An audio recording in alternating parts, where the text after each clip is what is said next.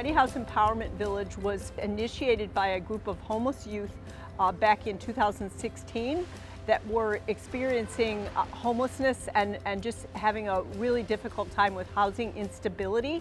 And so those youth started having meetings at Youth Spirit Artworks about what they might want to do to be empowered and make change. And they came up with the idea to create a tiny house village.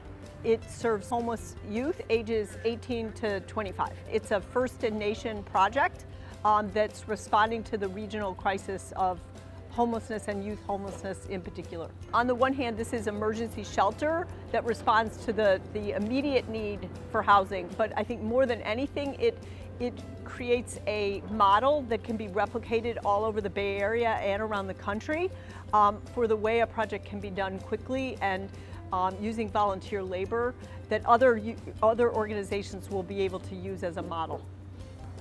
We've built to date 26 tiny homes. All of this entire village, if necessary, can be moved to another site in less than a month and set back up.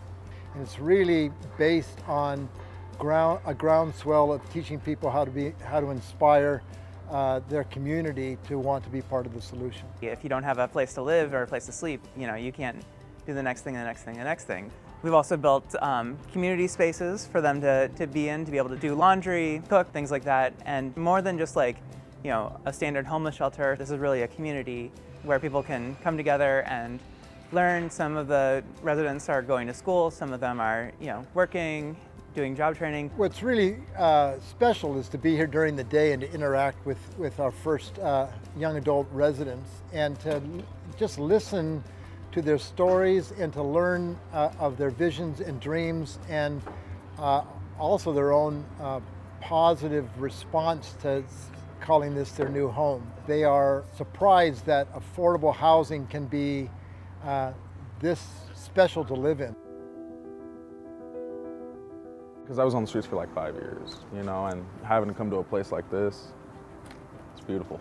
It's helped with my mental state because out on the streets, like I'm always on the look around, trying to look for like whoever's trying to steal my stuff, With someone who hasn't been through that, probably doesn't know what I'm talking about, but it can bring up so much stress because of the fact that they don't have a support system. I didn't have that support system. I've been there, Come to a place where I can have 3 meals a day, I have access to a shower, a toilet, like that's something like I can't fathom because I haven't had that in so long. I never really had a support system like that.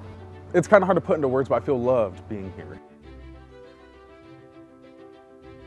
We feel really grateful that we've been able to continue to do the building on the Tiny House Village as an essential service all through the COVID-19 pandemic. And so, over 2,000 volunteers have come out and worked in COVID-safe environment here outdoors and continue to build all through the pandemic. So just the miracle of being able to get this work done has been amazing. We raised $1.3 million for this project from over 700 donors, so we did a really major grassroots funding campaign. The City of Oakland made a huge effort to support our project and has contributed over $400,000, and the City of Berkeley also contributed by supporting our case management for the Tiny House Village, so we're thrilled about that. But none of what we did would have been possible without the support of the Beretta Family Foundation. And the Beretta Family Foundation contributed $200,000 that made it possible for us to really leverage that to do the rest of the fundraising that we did for the project. One of the really special and unique aspects of this project is that it has harnessed the efforts of 45 interfaith congregations.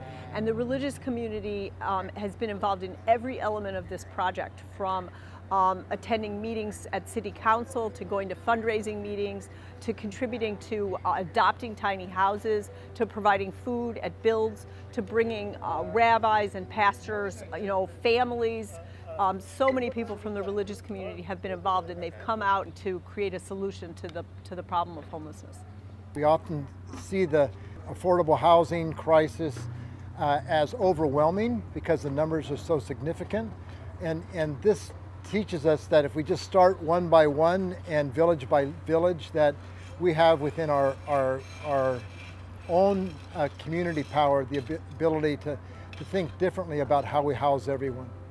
Youth Spirit Artworks' motto is Art Saves Lives, and so art is used as a vehicle for healing and transformation in all elements of our program.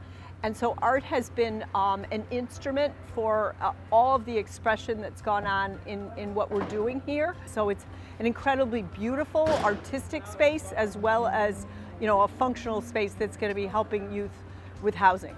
This is a rather remarkable place that's more than affordable housing. It's actually really focused on empowerment and the ability to transform lives in a positive way. I believe this place has a lot of potential to do a lot of good. I really hope they get to that, and I hope that they can achieve the things that they're trying to achieve and the possibilities of even achieving more than what's expected.